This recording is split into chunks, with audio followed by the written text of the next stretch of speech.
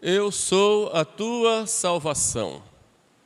Essas palavras, Santo Agostinho diz que o Senhor fala o tempo todo dentro de nós. E se nós não escutamos, é porque dentro de nós há tantas coisas que gritam e que falam e que nós não temos chance de escutar porque ficamos surdos. Nossas paixões desordenadas, nossa sede de poder, nossas vaidades, nossa sensualidade, sede desordenada de prazer, de bens materiais. Tanta coisa grita dentro de nós que nós não deixamos que Deus toque em nós. Ele fala, mas nós não escutamos. Muitas vezes Ele fala através da voz da nossa consciência e nós não escutamos. Precisamos escutar a voz de Deus. E para que escutemos essa voz, é preciso que Ele limpe aquilo que está dentro de nós, que está atrapalhando. Para chegarmos a isso, gostaria de pedir a vocês para comigo meditarem esses 2 milagres que Jesus fez, que são muito significativos nesse sentido. Jesus tinha acabado de fazer o Sermão da Montanha, está lá nos capítulos 5 ao 7 de São Mateus. Fala a lei, começa com as bem-aventuranças, depois toda a lei, como que o cristão deve ser, que é o senhor da lei, o povo admirado porque ele falava como quem tinha autoridade, mas agora então ele vai mostrar as suas credenciais. E São Mateus vai contar então uma série de milagres que Jesus fez, logo em seguida a sua pregação. E os 2 primeiros são exatamente esses que ouvimos hoje: a cura de um leproso e a cura do servo de um centurião. Vejamos o que significam esses milagres que Jesus fez. Primeiro, a cura de um leproso. O que era a lepra? A lepra era uma doença, na verdade, qualquer doença de pele era considerada lepra. Mas o leproso, ele não podia ter convívio social, ele tinha, uma vez constatada a doença, ele tinha que sair da cidade, era considerado impuro. Nas sinagogas, quando ele entrava, ficava sempre atrás, era o último a entrar, o primeiro a sair. Quando ele se aproximava de alguém, ele tinha que gritar 3 vezes: impuro, impuro, impuro. Ninguém podia tocar nele, que se tocasse nele ficaria também impuro. Eram pessoas muito sofridas, muito discriminadas por todo o organismo social e religioso daquela época. Geralmente viviam fora das cidades, em grupos, dormiam em grutas em geral. As pessoas iam e ajudavam de alguma maneira, sem chegar perto. Foi um homem desses que foi ao encontro de Jesus, quando Jesus desceu da montanha e se prostrou diante dele. E se prostrou e fez uma oração muito simples, mas muito profunda. Senhor, se queres, podes limpar-me. Era uma oração que partia de sua fé no poder de Jesus. Tu podes limpar-me. Mas uma oração que tinha uma profunda humildade e confiança. Senhor, se queres, podes limpar-me. Essa fé, humildade e confiança estava unida à submissão à vontade de Jesus. Se queres. A nossa oração deve ser assim para Deus. Não vamos a Deus para cobrar de Deus as coisas. Eu vou à missa, eu rezo, eu me confesso, eu comungo, faço bem a todo mundo. Portanto, Senhor, o Senhor tem obrigação de me dar o que eu estou pedindo. Quantas vezes nós pedimos as coisas a Deus como se Deus tivesse a obrigação de nos conceder a graça porque eu fiz sacrifício, fiz novenas, fiz promessas. Na verdade, nós estamos dando mais poder ao nosso pedido e às nossas palavras e aos nossos sacrifícios do que a Deus. Então Deus muitas vezes faz silêncio, faz um silêncio, porque não é o momento ainda de dar a graça, ou porque não temos a humildade necessária, ou exatamente porque Deus não vai dar aquilo que poderá nos prejudicar. Se queres, essa atitude do leproso. Os santos padres veem nesse leproso a figura do pecador. O pecador que é o desobediente a Deus e que vai se deixando levar por uma coisa, por outra, até chegar ao fundo do poço. Ninguém sai do estado de fervor e vai ao estado de torpor de uma hora para outra. A pessoa vai fazendo pequenas concessões.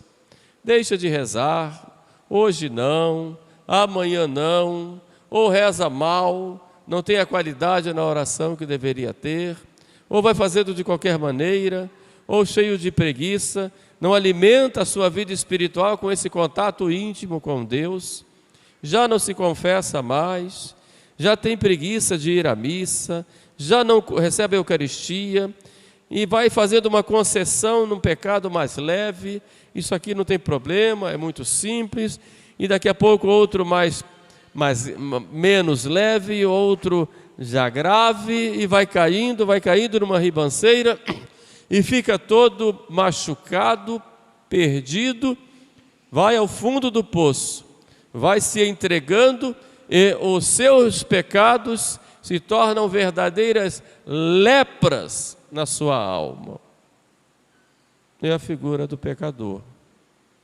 E o pecado pode vir de duas maneiras, ou por fraqueza, ou por malícia.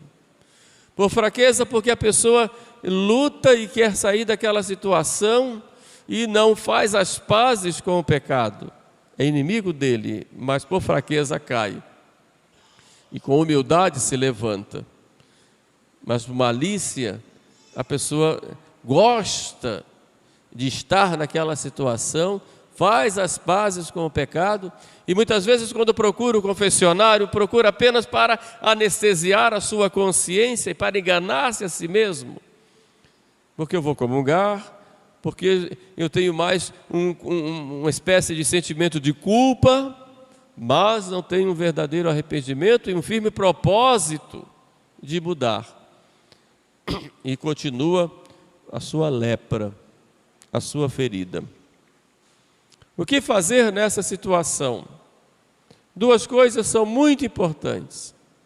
A primeira é ter força de vontade, uma vontade firme.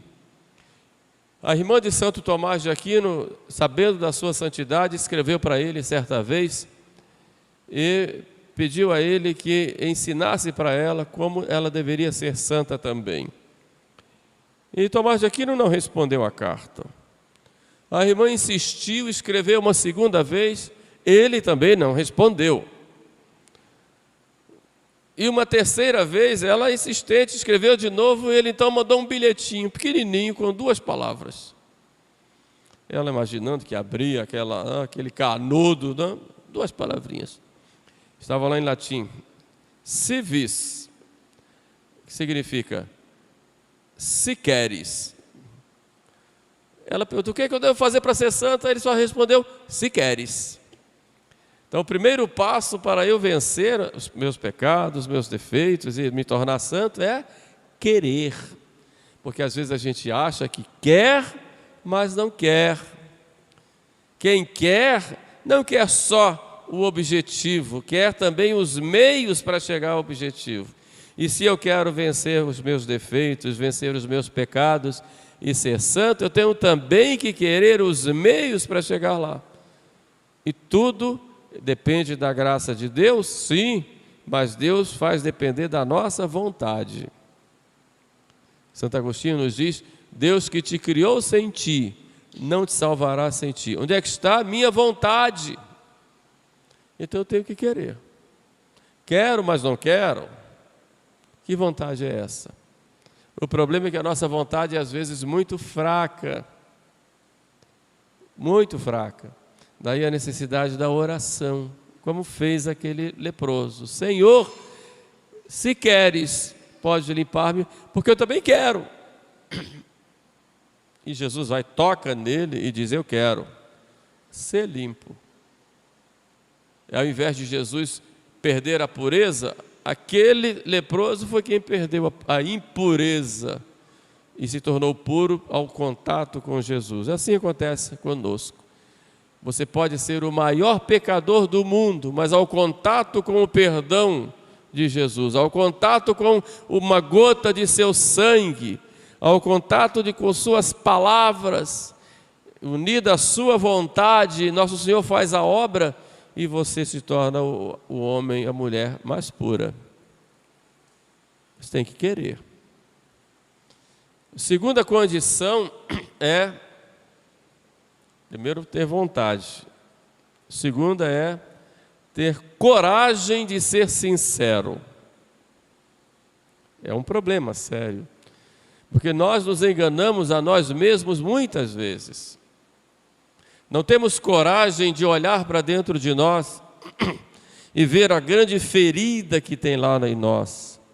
Aquela ferida já antiga, que já está toda bichada, que já está cheirando mal, e que nós queremos dar só uma ajeitada, colocar lá um curativo de qualquer maneira, mas não vamos a fundo, porque não queremos olhar para dentro de nós mesmos e vermos o tamanho dos nossos defeitos e dos nossos pecados.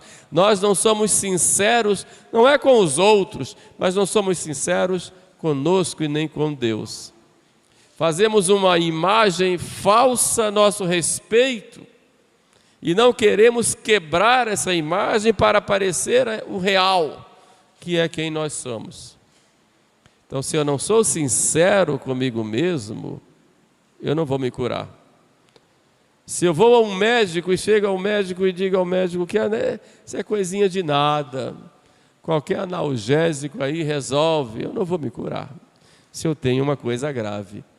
Então eu tenho que primeiro olhar para dentro de mim mesmo e não ficar me comparando com os outros, achando que os outros são piores do que eu, e tentar ajeitar para mim mesmo, falsamente, a minha imagem. Isso não é real. Eu não vou me curar. Aquele leproso estava com o corpo todo ferido. E foi na sua realidade que ele se prostra e diz, estou aqui. Eu sou esta miséria. Eu sou esta impureza.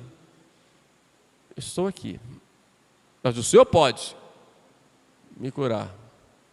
Então, é com essa sinceridade corajosa, diante de Deus, diante da nossa consciência e diante do nosso confessor, que nós não vamos querer enganar,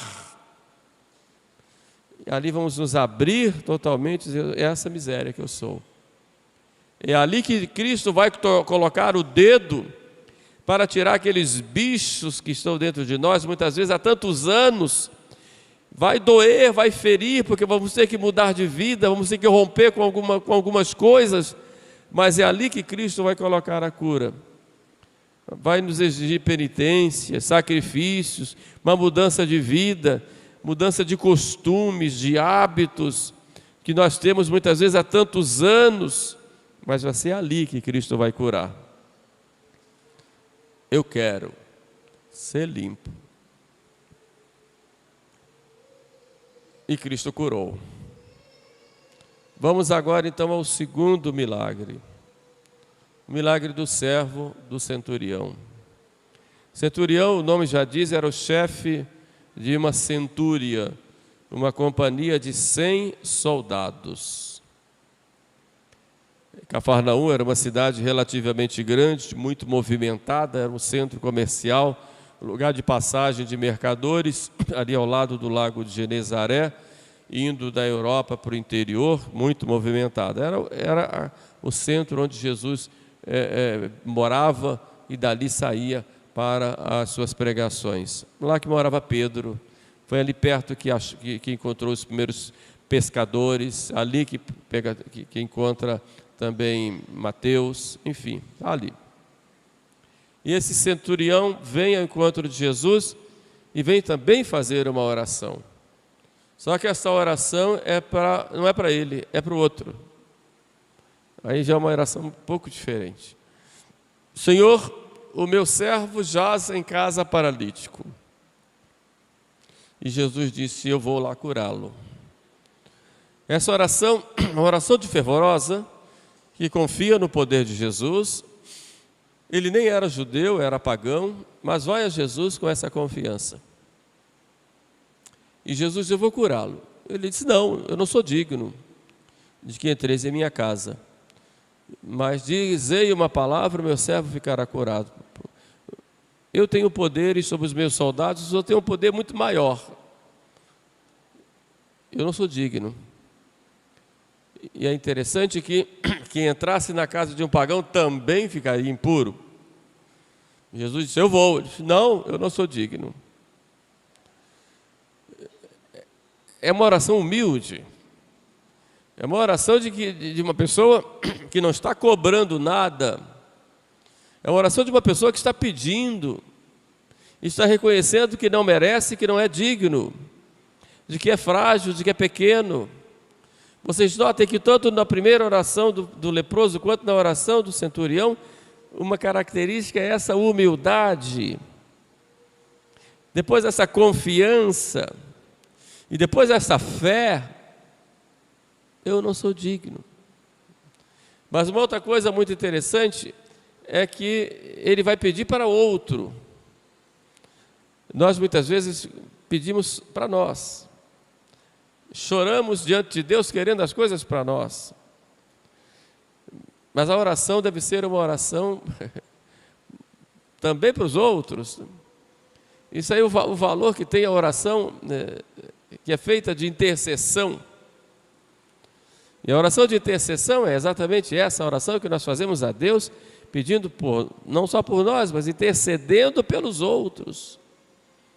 Existe entre nós a chamada comunhão dos santos, que a gente proclama muitas vezes no credo, sempre no credo, creio na comunhão dos santos, que muita gente nem sabe o que é.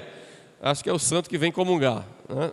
A comunhão dos santos é essa comum união que há entre todos os membros da igreja, de modo que o que um faz, o outro está junto. É um corpo só que faz. Então, a comunhão dos santos, quando eu peço para o outro, toda a igreja está pedindo.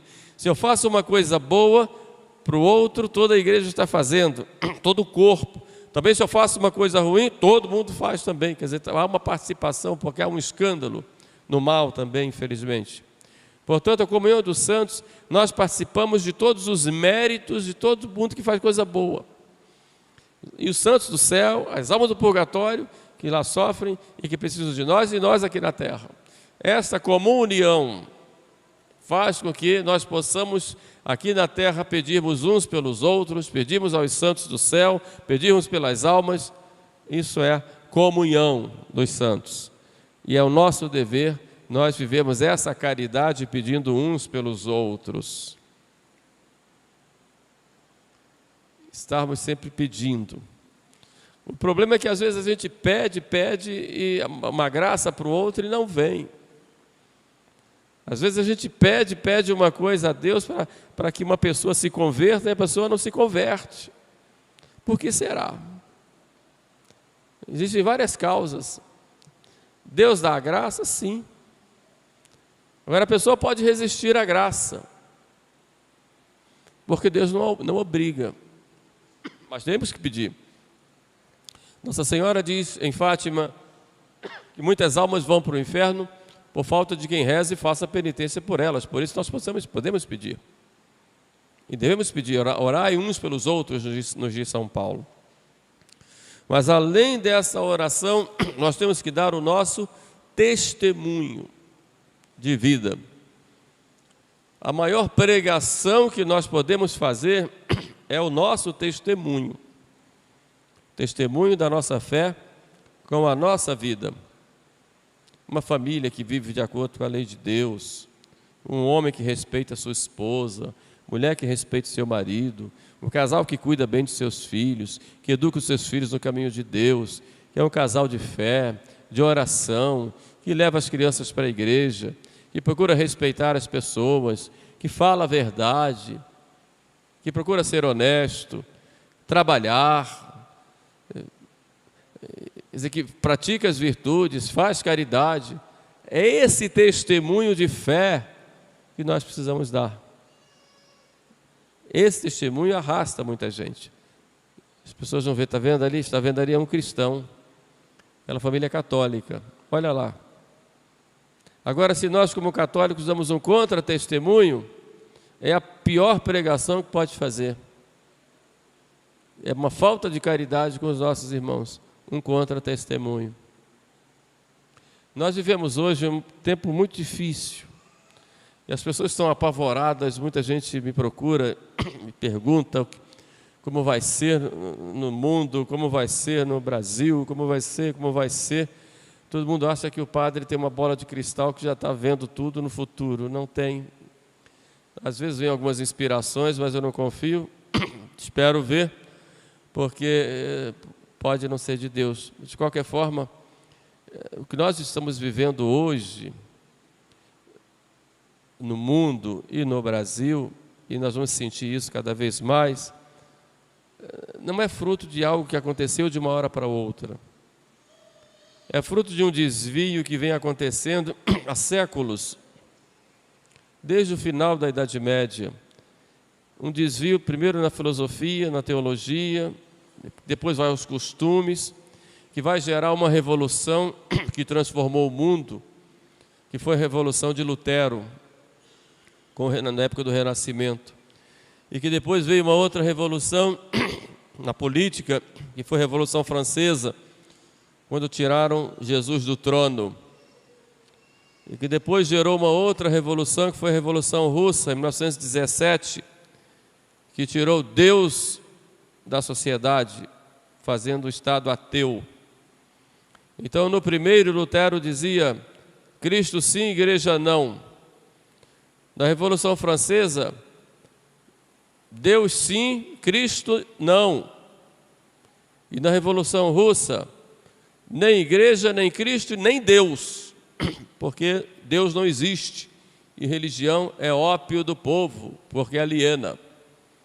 E são essas ideias que se espalharam na sociedade e, através de maquinações dos inimigos de Deus, foi criando uma verdadeira revolução na cultura e nos costumes, infiltrando-se em toda parte, inclusive dentro da igreja. Porque a igreja também tem muita infiltração. E isso criou o mundo hoje como nós estamos, em que enfrentamos ruínas daquilo que foi a sociedade cristã e católica no passado. Ruínas. Nós hoje vivemos tempos difíceis, mas não pensem que foi diferente no passado. Quando começou a igreja, era difícil também.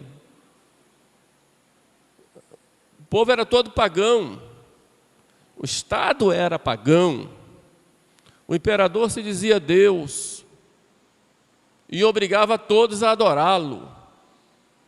E todo mundo tinha que se submeter aos deuses do Estado. E se não se submetesse, era preso.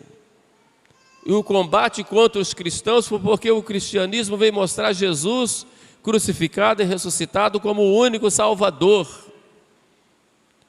E por causa disso, os cristãos eram denunciados como quem estava cometendo um crime contra o Estado. Era isso. E eram denunciados, perdiam os seus bens, eram presos, e se não prestassem culto aos falsos deuses, eram mortos, condenados, alguns ao exílio e outros condenados à morte. Muito sangue foi derramado pelos cristãos por causa da fé, a mando do próprio Estado romano. Prefeitos, governadores, imperadores, foram 300 anos de perseguição. Às vezes eram mais fortes, às vezes mais fracas, mas foi só no ano 313, depois de Cristo, que Constantino deu liberdade religiosa e os cristãos puderam construir suas igrejas, porque antes não era assim. Eram papas e papas foram mortos, meninas, meninos, senhores de família, senhoras, bispos, padres, muitos, porque viviam numa sociedade pagã, todo mundo contra. Nós estamos voltando a essa época, porque no Brasil a Igreja Católica não tem mais esse poder que tinha, não. Esse poder dos nossos pais e avós, em que todo mundo respeitava, isso acabou. Ninguém mais respeita. Todo mundo combate. E combate a religião, combate a família, combate a educação das nossas crianças, corrompe a nossa juventude, destrói a pureza já da criança, destrói os relacionamentos. O combate é feroz e é por dentro. Então nós vivemos numa época pagã. Por isso a nossa vitória, como diz São Paulo, é a nossa fé. Então nós temos que conservar a nossa fé. Temos que viver a nossa fé. Não para agradar aos outros, mas para agradar a Deus. Por isso é preciso que nós, que somos católicos, sejamos muito unidos na nossa fé. Que passemos por cima das nossas diferenças, que não são substanciais, às vezes diferença de temperamento, diferença de jeito. Temos que estar unidos na fé e na caridade, para nos fortalecermos. Senão vamos ser tragados. Quantas populações foram destruídas no seu cristianismo? Grandes comunidades cristãs da época dos apóstolos hoje não existem mais. São todas muçulmanas. Todas aquelas viagens apostólicas de São Paulo, hoje não se poderia fazer, porque está tudo tomado pelos muçulmanos. E eram comunidades católicas. O Brasil pode deixar de ser católico? Pode. É só os católicos pararem de viver a sua fé. E é isso que o diabo quer.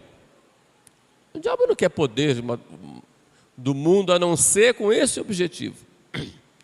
Por isso é preciso nós vivermos a nossa fé nesse tempo difícil, termos vida de oração, vida de comunhão com Deus, buscar os sacramentos, buscarmos viver o cristianismo em plenitude, buscarmos valorizar as nossas famílias, valorizar o nosso lar, valorizar a educação dos nossos filhos, valorizar os nossos relacionamentos com pureza, com honestidade, com espírito de fé e de amor. Essa é a grande resposta que nós temos que dar, como faziam os primeiros cristãos. Nós vamos voltar ao tempo da igreja primitiva. Eu estou dizendo isso, não estou vendo bola de cristal, não, estou falando uma coisa real. Vamos voltar, já estamos voltando. Então vamos, o que vai exigir de nós que quem for católico vai ter que ser católico mesmo. E parar com essas coisinhas que nos dividem. Às vezes coisas mínimas, coisas de fé não, coisas de fé a gente tem que, não tolera, evidente. Mas, às vezes coisas bobas, porque olhou para mim e não falou, essas coisas que tem comunidades que não pode ser assim. Olhando esses dois exemplos desse centurião e desse leproso, nós aprendemos então a irmos a nosso Senhor com confiança e sabendo que Ele cuida de nós. Vai, teu servo está curado. Sim, eu quero ser limpo. E com essa confiança, essa entrega, vamos nos deixar conduzir por Deus e teremos novos tempos para todos nós. Louvado seja nosso Senhor Jesus Cristo. Para sempre seja louvado.